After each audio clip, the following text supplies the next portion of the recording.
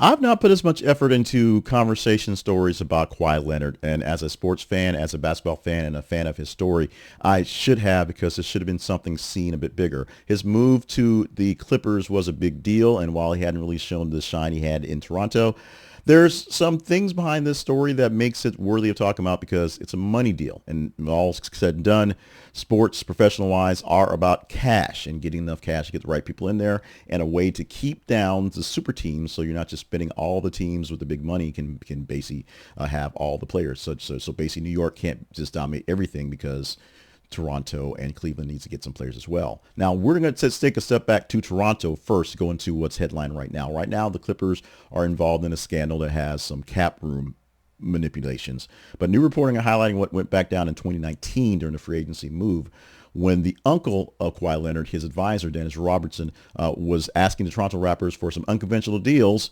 Part of those were $10 million a year for no-show sponsorships. Basically getting a sponsorship deal from somebody, but not having to actually do any work. And stakes in companies tied to Raptors ownerships, such as MLSE, including a share of the Maple Leafs. The Raptors said no, and of course, Leonard left Toronto and to go other places. So why is that a big deal with something that did not work back in the day? Because right now we're looking at some work from Steve Ballmer and his deal to get Kawhi Leonard to L.A. Early demands now mirror what the scandals unfolding in for Leonard with a $28 million no-show deal with Aspiration, which is a company that was backed by Clippers owner Steve Ballmer but is now bankrupt.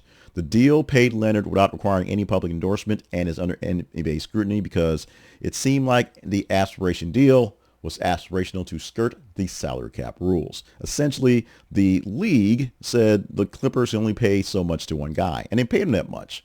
But an outside source, think about the old school boosters in the time for college basketball and football, paid somebody to do a little something and just kind of show up. Only in this case, didn't even show up. And that was what happened. He got a little extra money on the side to boost his cash flow on an endorsement deal. And if Kawhi Leonard would have made this deal with Aspiration and then decided not to show up and they paid him anyway, that'd have been fine. The issue is the owner of the Clippers, Steve Ballmer, kind of involved. Makes it a little shady, maybe illegal. The Clippers and Ballmer denied any wrongdoing. They assessed that they did not attempt to circumvent salary cap rules and had no involvement or improper involvement in orchestrating Leonard's off-court deal, they say.